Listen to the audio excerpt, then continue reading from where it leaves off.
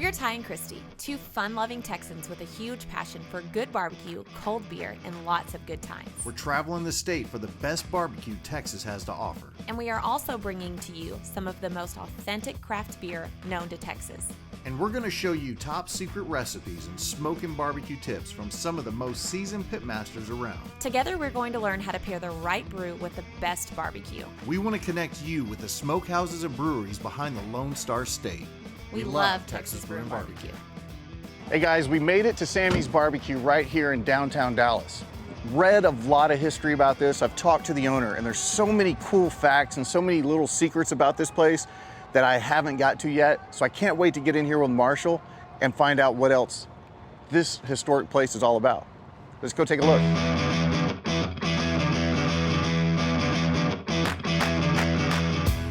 Ty, how you doing, buddy? Hey man, it's nice to meet you finally. Nice to meet you. I heard there's a lot of story behind this place. I tell you, it's been here for about 26 years. So we did all the B movies from like Attack of the Killer Tomatoes, Piranha, you know, all the way back to Big Bad so Mama awesome. with Angie Dickinson. That's pretty sweet. And home video came out and kind of pushed us into barbecue. So how did the barbecue thing come about with? My old man just thought he cooked a mean steak by the pool. You know, thank goodness my mother, my aunt, my sisters, everybody else could cook in the kitchens. You know, grandmom's apple pie, pecan pie. I read about that. Yeah, everything's fresh, homemade. I heard you guys cook a pretty mean brisket too. We do pretty good. We do pretty good. I have not perfected the brisket yet. I try. Well, we'll have to work on that. I can help you out. I can help you out. Whatever pointers you can give me will be awesome. Why don't you come on in and we'll chat about it. Let's go do it. All right. All right.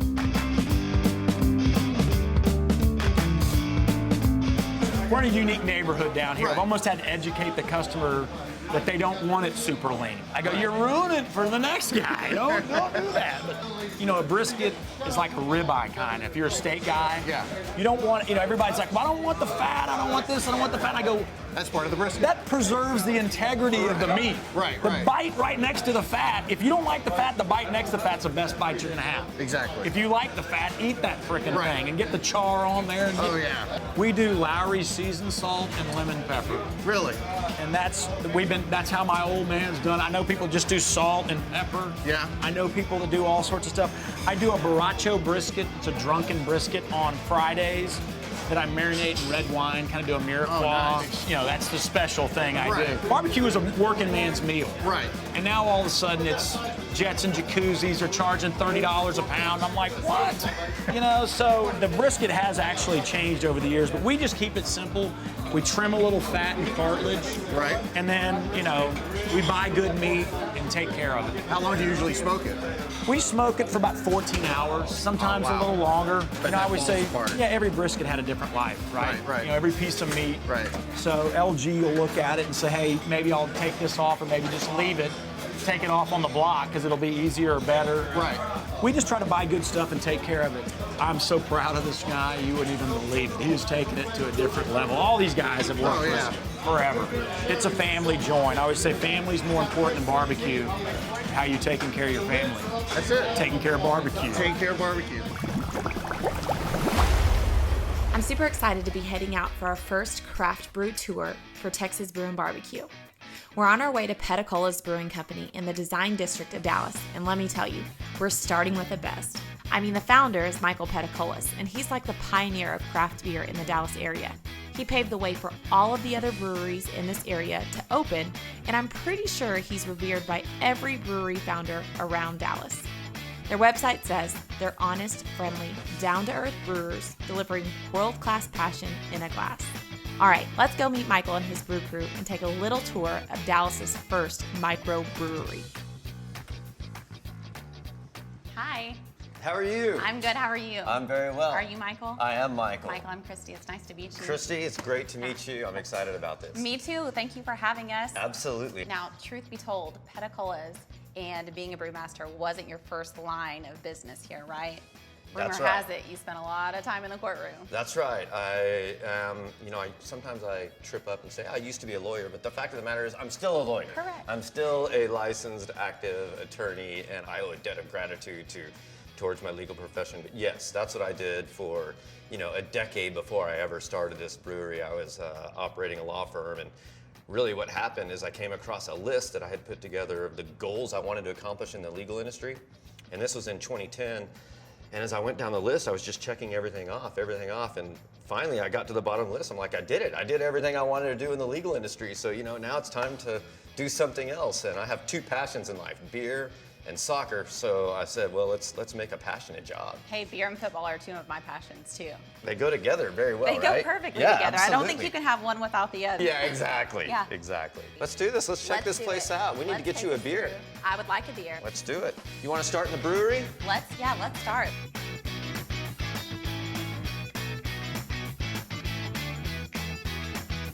All right, Khristy. I can't show you around this brewery without getting a beer in your hand. It just doesn't feel right. So Okay. I'm going to pour you a golden opportunity. This is our lightest beer. It's a Kolsch. Has a little bit of bitterness to it, very faint, and just a hint of sweetness. Here, cheers.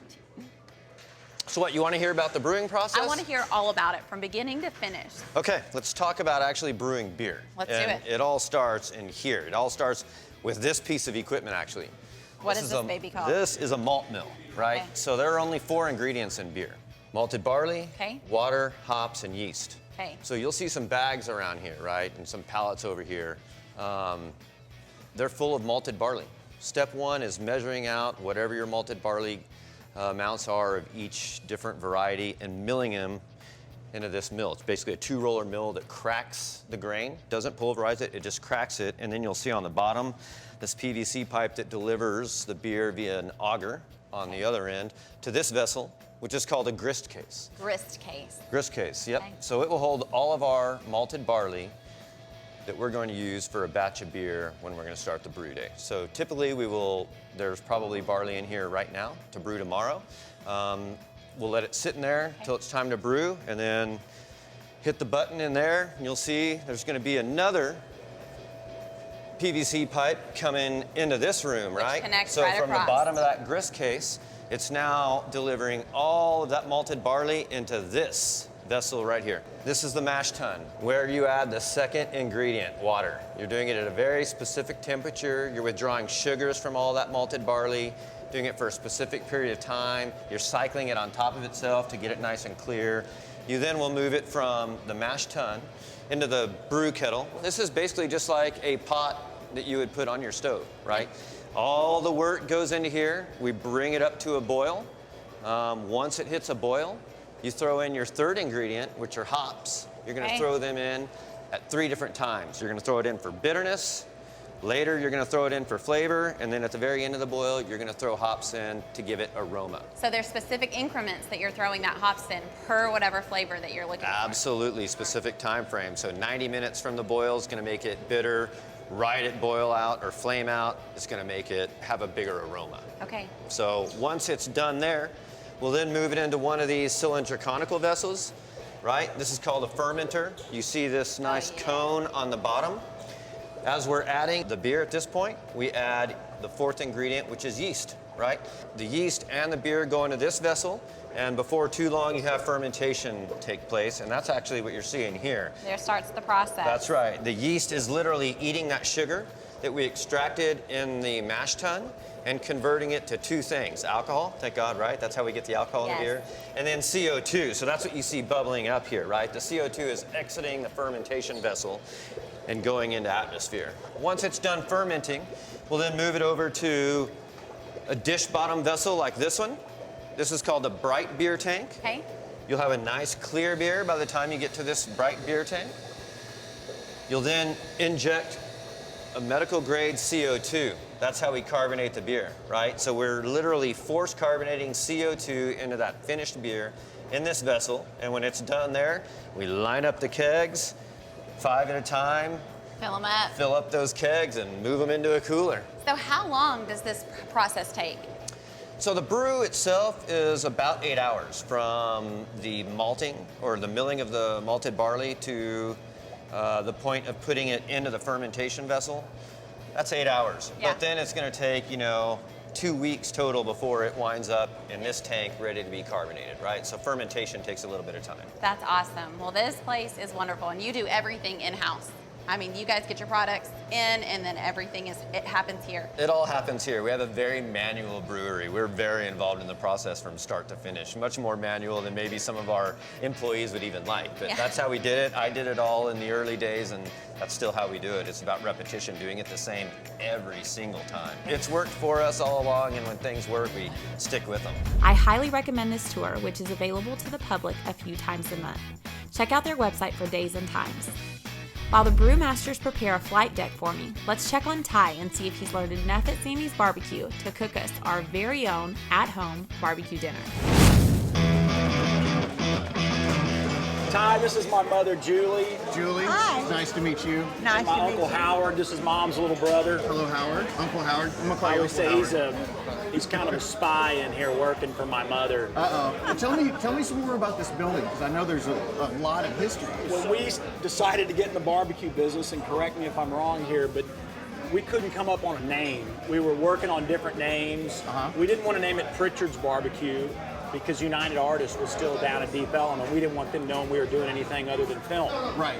And we had all these old signs up here, Sammy's Grocery Market, and we were like, let's do Sammy's, and so we just kept all these signs. And Lewis, who passed away like 15, 20 years ago, used to come in here, and he's actually will slice the chopped beef, which is the fattier part of the brisket. Right. He came in, I was like 20, he's like, you don't know what you're doing, do you? And I'm like, no sir, not really. So to this day, if you want the fatty part ordered here, you order sliced chop. And the fatty part of a brisket is really the most tender, kind of like the tenderloin side of a T-bone. Everybody thinks the flat is the point. Right. So the flat comes to a point, so you're like, that's the point. I'm like, you'd think.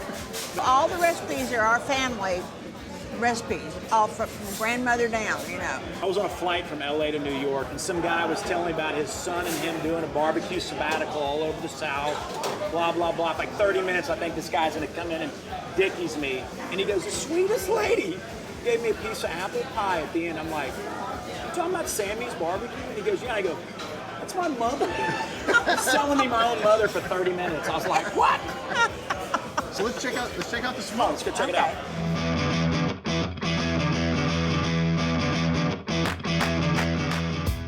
All right, man, so this is where the magic happens. What is this? This is the world famous baked potato casserole. My Aunt Glenda's baked potato casserole. Sour cream, cheese, and bacon it. Oh my God. So not only that you guys have great barbecue, the sides here are insane. Sides, the pies are my favorite thing in the world. The pecan pie is why I was a hyper kid. Do you think that barbecue is becoming a little more, I don't want to say popular because it's always been popular, but do you think it's become hip a little now. more? It's more popular. There's more fusion. Right. My wife's Korean, and so it's like everything in the world is either a taco or Korean fusion. Right. But they're doing that in barbecue now too. I mean, barbecue is kind of like, hey, this is a smoked blah blah blah ahi taco, or barbecue has kind of gotten into the mainstream, and it's more out of the South. I do a couple of competitions where I'll go judge it, and the guy's like, well, this is crud, isn't it? I go, dude, this is what you want to see with barbecue, is guys hanging out, drinking a beer, and, But you find guys like me that go in the backyard, and I'll smoke a brisket in 10 hours, pull it off, and I'm like, oh, something's wrong. See, for you and I, for here, I'd smoke 14 hours. Yeah. If I was smoking it for you and I, for our, at the house, I'd be like 16, 17 hours. Yeah.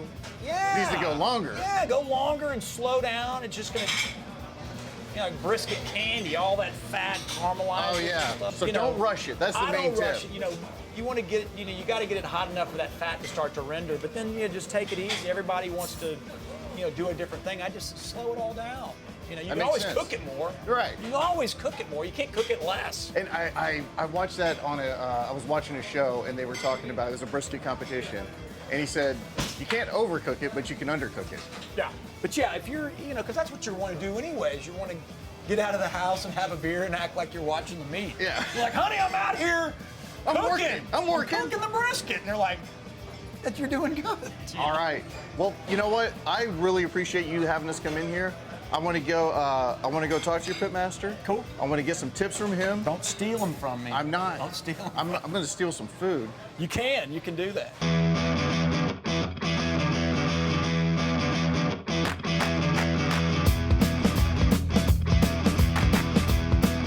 Marshall. I've got some brisket that you guys did not run out of yet. Perfect. Perfect timing. I've got some more of the baked potato casserole, and I've got some. When you come to Texas and you have Texas barbecue, what do you drink? Besides beer, what do you drink? Tea, and more importantly, sweet tea usually. It's got to be sweet tea. I say the best thing to do with unsweet tea is pour it out and go get some sweet tea. I'm gonna dive into this right now, but first, I have to, I gotta put on the Sammy's hat.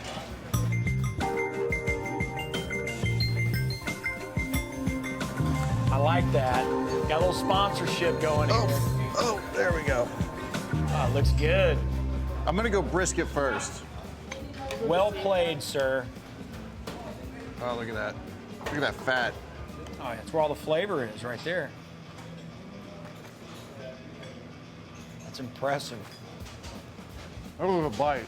You get a little hit with the smoke first, and then you get that fat flavor that just kind of melts on Look your at that tongue. fat that's just melting. Oh my God.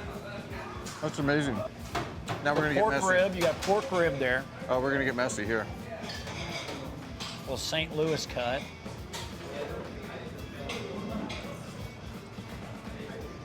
That's good stuff. You want some of that? I love it, dude. I eat barbecue for breakfast is the one. I don't blame you. That's one of the perks of the job. There you Oh go, my brother. God, there it is. Look at that. It's my grandmother's pecan pie. Uh-oh. Texas-sized bite. Thank you, sir. And we'll definitely be back. Good. Good stuff. I like that. All right. Keep me employed by my mother. Guys, Sammy's Barbecue is right here in Uptown Dallas. You have to come check it out. It's by far one of the best barbecue places I've ever been to. Come check out Marshall and his family. Come check out the guys. Say hello to them and get you some of this barbecue.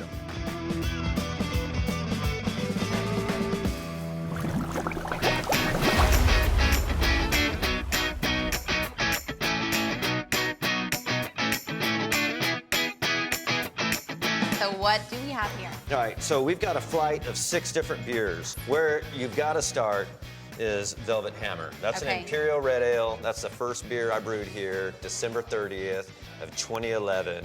That's the one that kind of took off here locally. It's the one that we're best known for. This was the man of the hour. It's a big beer. It's 9% in alcohol, but the joke is that it's smooth as velvet and hits you like a hammer. So Velvet Hammer. have a drink of that. Okay, well this is Velvet Hammer and we are gonna try it. Velvet Hammer is smooth. Another big heavy hitter is this one. This is our, it's an Imperial IPA. Which this I is think called is my favorite. Sit Down or I'll Sit You Down. Oh my gosh. My brother was a cop many, many years ago, and cops filmed him.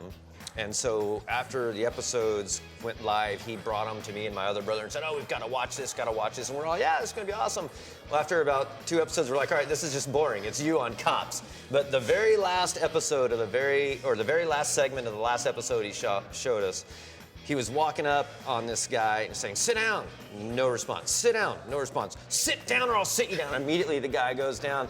And my brother and I just start laughing at that. And so for 10 years in my family, sit down or I'll sit you down has been a joke, right, in our family. So when it came time to name it, this is a big heavy hitter, it's 10%. Again, you're not gonna get an alcohol burn from it. We've kind of developed a little bit of a reputation for being able to brew these high alcohol beers that don't necessarily come across that way. Ton of hops in that beer as well, even more so than the Velvet Hammer. So give it a shot. sit down or I'll sit you That is down. my very favorite beer. Okay. So now the pressure's on. You have to say you like it at this point, right? We're on film. Oh, I it's mean, delicious. This is pretty good. That's I it. definitely taste the aromas, and I almost feel like it's a little florally. Can I say that? Absolutely. Yeah. That's, you know, And that's probably one of my favorite kind of craft beers is to have that floral hint on it. I like a good spice and a good, not too florally. No, I don't want to wear potpourri, but I love. and that's the whole point when we talked about the brew process, hops at 3 Yeah. different times. Those last hops that you put in at flame out, that's what you're smelling. That's what's giving that aroma. I like But yeah, it. floral, yeah. Use whatever language you like. People get too intimidated. It's like, you know what? Just drink the beer. Tell me what you taste. Yeah. There is no right or wrong. You know, enjoy it. Talk about it. If somebody was just coming off the street and they're typically a domestic beer drinker and they wanted to come in and try craft brew, you know, how would they start? I feel like I could come in and say, listen, these are the flavors that I like. Yes. Can you help me?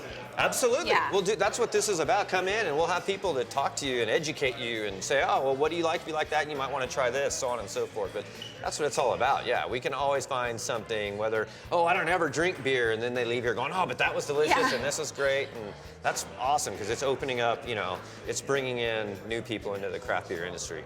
I feel like I should take this entire sample platter with me sit down. Thumbs up? 6 thumbs up? Well, like 18 thumbs up. Okay, all the thumbs up. Perfect. I was gonna ask, for somebody new that doesn't drink craft beer and that comes in, where do you start? You come in and you ask and kind of see what they want. But I feel like this is kind of where you start. This like, is, here, but I have mean, a again, flight, it's... sample it and see what you want to do. But talk to our crew. Yeah. And they can put, hey, I like hoppy beers. They'll give you 6 super hoppy beers, right? It's like, for us, it's about opening up that dialogue, and we want to give you what you want to hear and having that conversation so that you're having fun. But yeah, this is, if you're new to a brewery, this is it. Do the flight. That's what I do when I go. It's like, I'm going to have the flight. And for this, it really makes it so much easier to not be so intimidated by trying to turn to craft over domestic beer, because you don't have to worry so much. You kind of just get a whole sample platter. That's right. This is not big beer. This is small beer at its finest. I mean, even this little flight holder, this is from the pallets, right? The pallets of wood that we get our grain delivered in. We make our own flight boards out of that because it's like, it'll tell a little bit more about us. And this is the old tokens we used to use at our tours. So we use a lot of our history and materials from our history in the current, right? Yeah, to, kind of share what we've done and where we've been. You were telling me that just these fixtures above the bar, these are some of your first kegs that you guys produced here at Peticolas, That's right. The very first kegs I ever bought, and when it came time to think about light fixtures when we built this tap room, I'm like, let's use the very first kegs I ever bought. I mean, I packaged beer into those kegs myself by hand, and yeah, it's a reminder of, hey, this is where we were. This is what we've done. It's a part of our history. I mean, I heard you played a mad game of ping pong. I'm in on some ping pong. Let's play some ping pong. I'm pretty okay. Oh, no. I'm in. Let's do this. Are you ready? I'm a little bit competitive. Let's do this.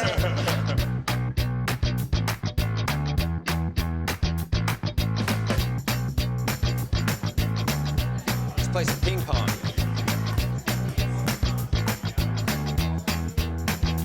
All right, Khristy, you dodging me?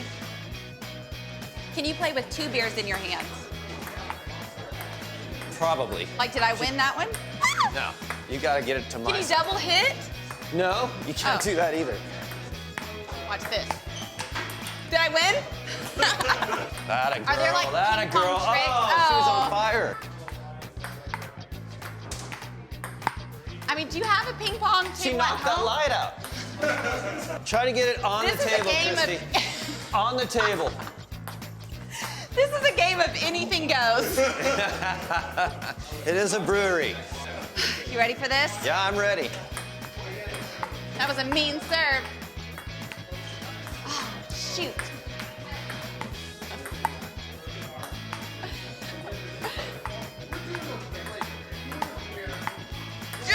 There it is.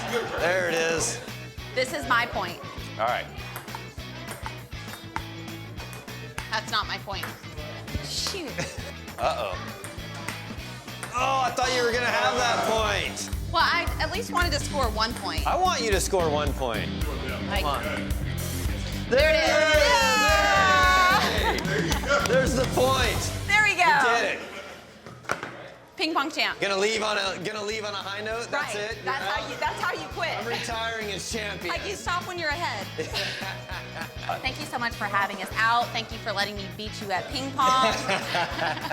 We had a really good time. Come on. Thank you so much. You bet. If this is not on your Dallas-Fort Worth things to do or your bucket list, you need to add it Get it on your list. Come pay us a visit. It's a lot of fun. Come here. Come get a flight of beers and have a really good time and challenge somebody to a game of ping pong. Got to. Hey guys, we finally made it to the backyard, and I learned so much at Sammy's BBQ today. Not only did I get to talk to their cool pitmaster, he showed me what I could do with a rack of ribs right here in the backyard. Khristy had a great time at Peticolas, and she brought back some growlers of beer, and we're actually gonna pair some beer with these ribs. But I wanna talk about this baby right here. I have the Char Griller Acorn Kamado Grill right here, and this is what we're gonna do the ribs on today.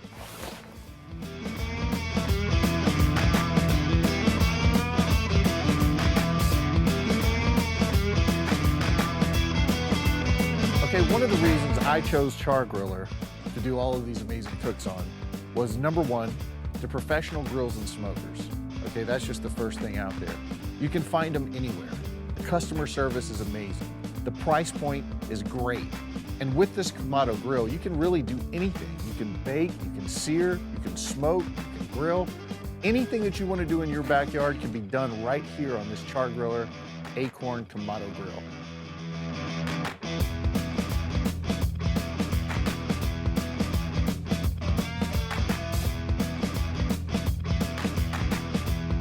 What I recommend you do is go find a rub at your grocery store. Experiment with it. Find a spicy rub. Find something that's got a little kick to it. Find a sweet rub. And then just experiment and have a good time with it.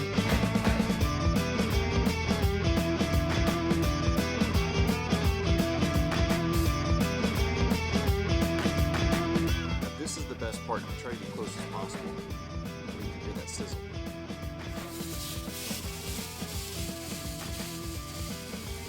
Time and temperature when it comes to smoking meat. Every hour, what you should do is get a little spritz bottle, some apple juice, keep them nice and moist, and then plus that apple juice will really get into that meat. It tastes great.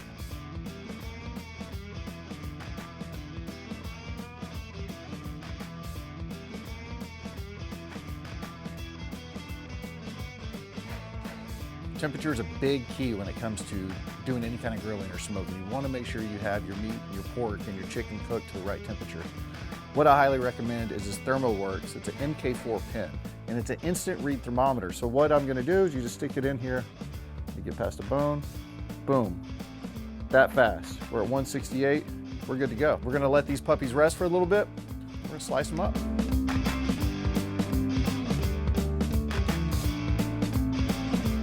What do you have there? Oh, just a little something I was working on in the backyard, you know. Hey, you know that brewery I was telling you about downtown? Yep.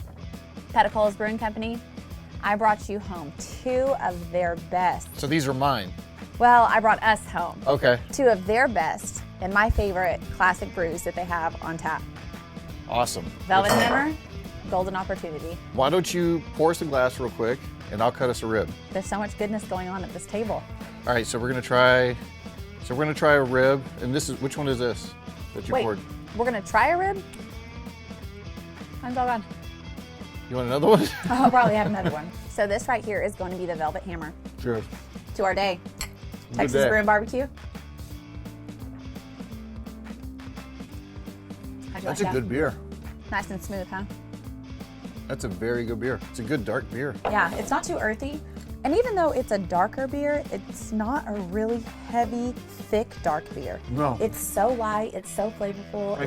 That's a good drinking beer right there. So what do you think of the ribs? I like them. I didn't know if you were gonna offer me another one or if you were Oh, gonna would you like finish it another all yourself. So we should have all the crew come in and eat a rib? I think we should.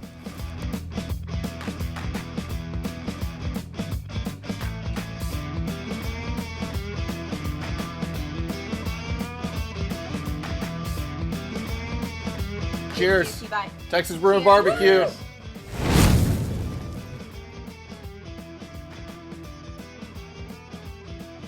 The preceding program was a paid advertisement for Texas Brewing Barbecue.